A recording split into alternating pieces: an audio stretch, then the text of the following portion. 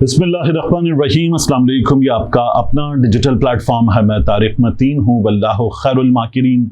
अल्लाह सबसे बेहतर तदबीर फरमाने वाला है, वही बचाएगा मेरे देश को बलाओं से जो बारिश में शजर से घोंसला गिरने नहीं देता, क्योंकि उसकी तदबीर तमाम तदाबीर की इमाम है। बहुत अहम मामला है। आज एक तहलका सा मच गया है जो सुप्रीम कोर्ट ऑफ पाकिस्तान से हमारे सामने खबर आई। कौमी असम्बली का हल्का NA 251 PKNAP के उम्मीदवार खुशहाल खान काकड़, यहां JUI के उम्मीदवार थे सैयद समीउल्लाह।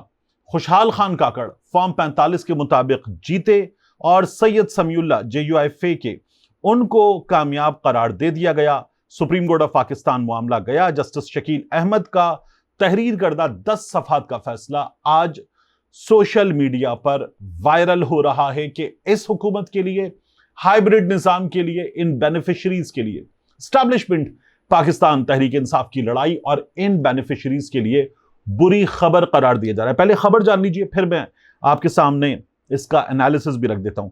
इलेक्शन कमीशन ने JUI के उम्मीदवार को कामयाब करार दिया, जिसको मुखालिफ उम्मीदवार ने चैलेंज किया। 10 पोलिंग स्टेशन पर हुई रीपोलिंग और फॉर्म 45 फॉर्म 48 में वोटों का 1863 वाज़ेह फर्क मौजूद। फॉर्म 45 पर हर पोलिंग स्टेशन पर किए गए वोटों का बुनियादी रिकॉर्ड मौजूद। यह गिनती के अमल की तकमील के फौरन बाद उम्मीदवारों या उनके मुजाज नुमाइंदों की मौजूदगी में तैयार किया जाता है। सुप्रीम कोर्ट अब बुनियादी फैक्ट्स यहां लिस्ट डाउन कर रही है कि फॉर्म 45 कैसे तैयार होता है। तो जो पोलिंग एजेंट्स होते हैं उनकी मौजूदगी में तैयार किया जाता है, इसीलिए इसे कानूनी हैसियत और वक़्त हासिल होती है। इसके बरक्स फॉर्म 48 महज फॉर्म 45 की बुनियाद पर मुरतब किया जाने वाला एक मजमूई फॉर्म होता है। रिटर्निंग ऑफिसर को अब सुप्रीम कोर्ट फैसला देती है, यह इख्तियार हासिल नहीं कि वह फॉर्म 45 में दर्ज नताइज को तब्दील करे, उनकी जगह नया नतीजा दे या असर नौ गिनती करे, सिवाय इसके कि रिकॉर्ड में जाहिर मौजूद वाज़ेह दफ्तरी गलतियों को कानून के मुताबिक दुरुस्त किया जाए। तो फरवरी 2024 के इंतखाबात के हवाले से ये जो NA 251 का नतीजा है, बहुत बड़ा करार दिया जा रहा है। और सुप्रीम कोर्ट ने करार दिया कि फॉर्म 45 में दानिस्ता तब्दीली का जिम्मेदार करार दिया गया, इस शख्स को मुजरिम करार दिया गया। फैसले में लिखा गया कि रिटर्निंग अफसर ने नताइज में तब्दीली करके अपने कानूनी इख्तियार से तजावुज किया, जिससे इंतखाबी नताइज नुमायां तौर पर मुतासर हुए। इलेक्शन ट्राइब्यूनल का फैसला कलअदम करार दिया जाता है। दरखास्त गुजार ने तस्दीक शुदा फॉर्म 45 के मुताबिक अक्सरियत हासिल की है। इलेक्शन कमीशन उसकी कामयाबी का नोटिफिकेशन फौरी जारी करे। सुप्रीम कोर्ट के mister justice Shahid Waheed, mister justice Naeem Akhtar Afghan और मिस्टर जस्टिस शकील अहमद, उन्होंने यह फैसला लिखा है। इंतखाबी अमला अवामी मैंडेट का अमीन और इंतखाबी अमल की शफाफियत का मुहाफिज होता है। गैर जानिबदारी से किसी भी इन्हिराफ या कानूनी फ्रेमवर्क से हटना न सिर्फ किसी एक इंतखाब के नतीजे को नुकसान पहुंचाता है, बल्कि जमहूरी निजाम को भी खतरे में डालता है। सुप्रीम कोर्ट ऑफ पाकिस्तान ने बहुत बड़ी चीजें लिख दी हैं। इसके बाद वो जो सोशल मीडिया पर शुरू होता है ना, अब इस हाइब्रिड हुकूमत के लिए खतरे की घंटी, देखना इस हाइब्रिड हुकूमत के लिए अब क्या होता है, ये बातें शुरू हो गई। हमारे सामने हुआ क्या है? मियां नवाज शरीफ का हल्का, जहां मिसाल के तौर पर यह नजर आ रहा है ना, किसी एक पोलिंग स्टेशन पर कि एक जगह लिखा हुआ है डाले गए कुल वोट 1700, एक डाल दिया गया। दूसरी जगह लिखा है डाले गए कुल वोट 700 समथिंग, और उस 700 समथिंग में से नवाज शरीफ ने 1200 वोट ले लिए। नवाज शरीफ के हल्के में 10 जगहों पर यह हुआ कि 98% लोगों ने, 99% लोगों ने वोट डाल दिया, जो होता ही नहीं। और ये कैसे 99% लोग थे जो आकर नवाज शरीफ को वोट डाल के चले गए, लेकिन नीचे सूबाई असेंबली के हलकों में जो पोलिंग है उसकी बुनियाद कितनी है परसेंटेज पर? कोई 45% पे खड़ी हुई है, कोई 40% पे खड़ी हुई है। तो वो 40% जिन्होंने वोट दिया सूबाई असेंबली में, उन्होंने 99% की तादाद में आके वोट दिया। नवाज शरीफ का हलका एक इंतहाई बड़ी मिसाल। तो उसके बाद यह कहा जा रहा है कि जो फैसला सुप्रीम कोर्ट ऑफ पाकिस्तान का है, क्योंकि नवाज शरीफ को टेक्निकल बुनियादों पे जीत दिलवा दी, मरियम नवाज को, शहबाज शरीफ को टेक्निकल बुनियादों पे, अता तारड़ को, इन लोगों को जीत दिलवा दी। इलेक्शन ट्राइब्यूनल जो जजेस लग नहीं थे उनकी जगह इलेक्शन कमीशन ऑफ पाकिस्तान, इस निजाम का एक और बेनिफिशियरी सिकंदर सुल्तान राजा साहब, उन्होंने कहा जी रिटायर्ड जजेस लगेंगे। ये काम किया गया और इलेक्शन कमीशन ऑफ पाकिस्तान दो पार्टियों के दरमियान पार्टी बन के आ गया, कैसे होगा। और फिर आलिया नीलम साहिबा ने ये किया, वो हो गया। और उसके बाद अब वहां से इस तरह के फैसले आ रहे हैं कि आपके कागज में एक कागज मिसिंग है, आपके कागजात में इस जगह ठप्पा गलत लगा हुआ है, इस जगह लफ्ज गलत लिखा हुआ है, खाने से बाहर लिखा हुआ है। तो इस तरह की चीजों पर यह दरखास्तें फारिग की गई हैं। सुप्रीम कोर्ट ऑफ पाकिस्तान ये मामला जाए, और मैं तो चाहता हूं कि नवाज शरीफ का case supreme court of Pakistan में जाए, और वहां फिर जिस तरह आए थे ना लब्बैक वाले, जमात इस्लामी वाले, और उन्होंने आके बताया कि हार चुका है नवाज शरीफ, वहां नवाज शरीफ के हल्के का पोस्टमार्टम हो, कच्चा चट्ठा खुले नवाज शरीफ का हमारे सामने आए, और फिर हम मुंह काला होते हुए देखें इस निजाम का। यह हमारे सामने आना चाहिए, क्योंकि जिसने इलेक्शन कमीशन ऑफ पाकिस्तान की वेबसाइट पर जहां इंतखाबी कवानीन के बरक्स बाद में जाकर नताइज अपलोड किए गए, वहां पर जाकर भी देखा है, वो भी इस निजाम पर थू थू करता है कि किस तरह से ये नताइज बनाए गए, किस तरह से ये किया गया। और इसीलिए इसको बनाने वालों को बेनिफिट दिया गया कि जनाब आईनी तरमीम में जब तक कुछ नहीं होता तब तक सिकंदर सुल्तान राजा उसी की जीत।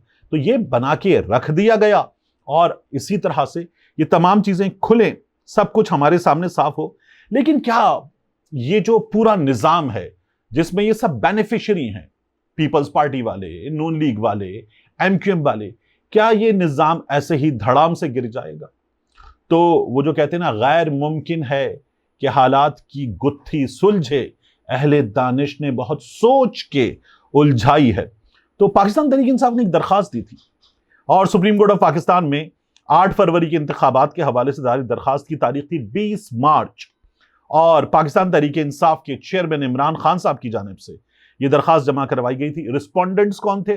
विफाक Pakistan, election commission of Pakistan, MQM Pakistan, PMLN, Pakistan Peoples Party, ये सब इसमें फरीक बनाए गए थे। 8 फरवरी के इंतखाबात को धांधली का शर्मनाक बाब करार दिया गया था। रिटर्निंग अफसरान ने ईसीपी और केयरटेकर हुकूमतों के साथ मिलकर मिली भगत करके नताइज तब्दील किए गए। ये इसमें कहा गया फॉर्म 45, फॉर्म 47 बड़ा फर्क पाया गया। पीटीआई के उम्मीदवार भारी अक्सरियत से जीत रहे थे, लेकिन नताइज उलट दिए गए। और नवाज शरीफ के केस में हमने देखा कि किस तरह आरओई बदल दिया गया था। पीटीआई के 3 उम्मीदवारों को, इसमें NA48 को, NA47 को, NA163 को, इनके हलफनाम और चार्ट्स में वाज़ेह सबूत पेश किए गए, वोटों में हेरा फेरी के सबूत दिए गए। पोलिंग के बाद इंटरनेट और सोशल मीडिया बंद कर दिया गया। ये तो पोलिंग की सुबह बंद कर दिया गया था धांधली छुपाने के लिए। इलेक्शन कमीशन ऑफ पाकिस्तान ने जिम्मेदारी आर्टिकल 218, 219 इसके तहत जो जिम्मेदारी थी वो अदा नहीं की। आजादाना मुनसिफाना इंतखाबात नहीं हो सके। दरखास्त में रिलीफ मांगा गया, और रिलीफ मांगते हुए कहा गया फौरी तौर पर एक जुडिशल कमीशन कायम किया जाए, इंतखाबात के पूरे अमल, नताइज की तैयारी, धांधली की तहकीकात, ऑडिट, जांच वगैरह की जाए। हुआ क्या?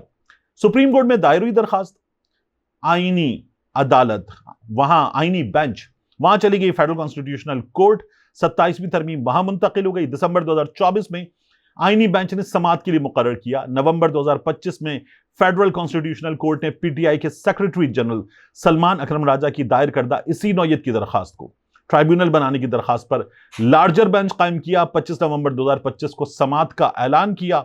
अभी तक यह केस जेरे इल्तिवा है और कोई हतमी फैसला इसमें नहीं आया। पाकिस्तान तहरीक इंसाफ वाले इसमें भी और उसके अलावा मुख्तलिफ ट्राइब्यूनल्स में जगह जगह टक्करें मार रहे हैं। मुझसे कराची में पाकिस्तान तहरीक इंसाफ के कई लोगों ने मिलकर कहा कि बड़ा प्रेशर है, बहुत प्रेशर है, नौकरी का, कारोबार का, घर का, मुकदमों का, और कहा जाता है वापस ले लें। ऐसे ये निजाम बनाया गया। तो जो फैसल ऑर्डर ने कहा था ना 2-4 हलकों में हो जाएगा, क्या होगा? कुछ नहीं होगा। तो वो हमने होते हुए इस निजाम में देखा है। शर्मनाक है, और इस निजाम को जो करना था वो इस निजाम ने कर दिया है।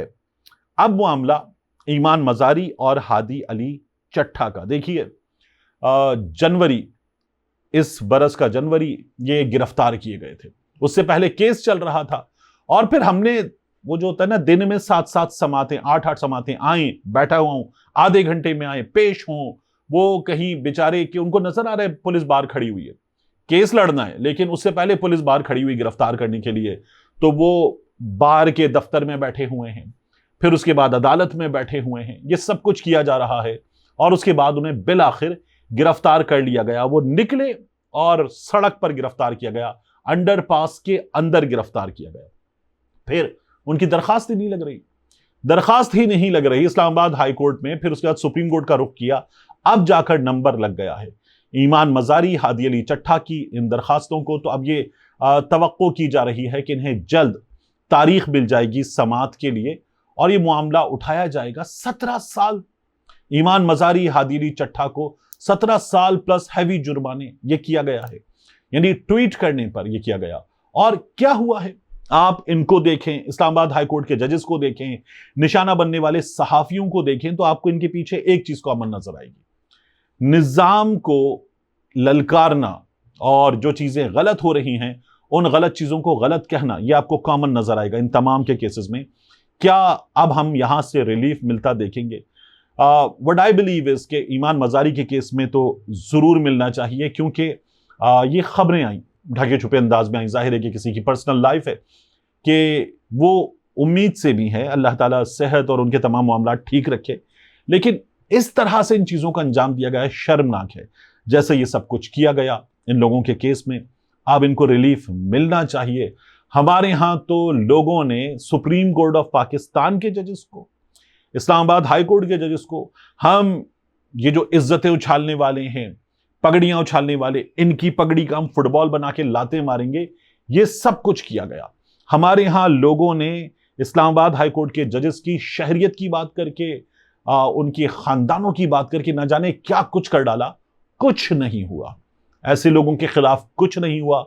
और यहां इन लोगों के खिलाफ जो हो रहा है, 17 बरस कैद की सजा मिसाल बना दिया गया ईमान मजारी, हादी अली चट्टा को, तो अब रिलीफ मिलना चाहिए। आखिरी चीज, असद तूर ने एक ट्वीट किया, एक फुटेज हमारे सामने आई, एक पुलिस वाले को, इस्लामाबाद पुलिस के एहलकार को गिरफ्तार करके ले जाया जा रहा था। ले जाने वालों में एक साहब जो थे वो किसी वर्दी में नहीं थे, सादा लिबास में थे, एक साहब वर्दी में थे, और वो वर्दी जो थी वो किसी कानून नाफिज करने वाले इदारे, इस्लामाबाद पुलिस की नहीं थी, किसी दीगर इदारे की वर्दी थी।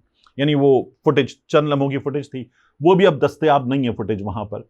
तो इस्लामाबाद पुलिस से सवाल किया गया कि आपकी जो रिस्पेक्ट है, जो इज्जत है आपके अहलकार की, उसके लिए आईजी साहब क्या कर रहे हैं आप? क्योंकि आप जो है ना नो टॉक जस्ट एक्शन वाली बातें करते हैं, वीडियोस बनवाते हैं, और आप इस हुकूमत को जो लोग चैलेंज कर रहे हैं, आपकी जिम्मेदारी है बतौर कानून नाफिज करने वाला इदारा, तो उन लोगों को ठीक भी करते हैं, लेकिन आपके अपने अहलकार के साथ जो हुआ उस पर क्या कर रहे हैं, ये सवाल उठाया गया। गिरफ्तार हुआ, कहां गया पुलिस वाला, क्या हुआ इसके साथ, और सरेआम वीडियो बन रही है। इतना बुरा एक कानून नाफिज करने वाले इदारे के अहलकार के साथ कैसे किया जा सकता है, यह सवाल उठाया जा रहा था। अगेन आपको थोड़ी सी हिस्ट्री, जैसे हमने सुप्रीम कोर्ट ऑफ पाकिस्तान में दायर धांधली के खिलाफ दरखास्त, उसकी हिस्ट्री देखी, इसी तरह से हमने ईमान मजारी के केस की हिस्ट्री देखी। यहां भी आपको एक हिस्ट्री देखनी पड़ती है। इसी निजाम के आ जाने के बाद बहावल नगर का वाकया हुआ, हमने देखा कि 2 इदारों के अहलकार आमने सामने आ गए, और उसके बाद 3 जगह, मतलब सड़क पर, थाने के अंदर, अस्पताल के अंदर, 3 जगह मार कुटाई हुई, ठीक ठाक मार कुटाई हुई, पुलिस वालों की पिटाई हुई, बेतहाशा पिटाई हुई। उसके बाद माफी तलाफी का अमल हुआ, और ज्यादा हमें नजरिया है कि पुलिस वालों ने ही माफी मांगी, खत्म हुआ, नारे लगे, गले मिले, मामला खत्म हो गया। और मैंने आपको बताया था कि पंजाब की हुकूमत जो है उसमें हुक्मरान को ब्रीफिंग दी गई, तो वहां यह सवाल हुआ कि इस पर क्या स्टेटमेंट जारी किया जाना चाहिए, मशवरा दिया जाए। तो वहां यह मशवरा दिया गया कि इस पर खामोशी इख्तियार की जानी चाहिए, इस पर कोई स्टेटमेंट जारी नहीं किया जाना चाहिए, और यह मशवरा जो था ये मान लिया गया। तो ये हमारे यहाँ की सिचुएशन है। इसलिए इस पुलिस अहलकार के बारे में अगर हम सब फिक्रमंद हो रहे हैं, तो पंजाब पुलिस इसको देख लेगी या ये मामला दिखा दिया जाएगा, उससे आगे कुछ हो नहीं पाएगा। मिलते हैं इंशाल्लाह आपसे अगली वीडियो में।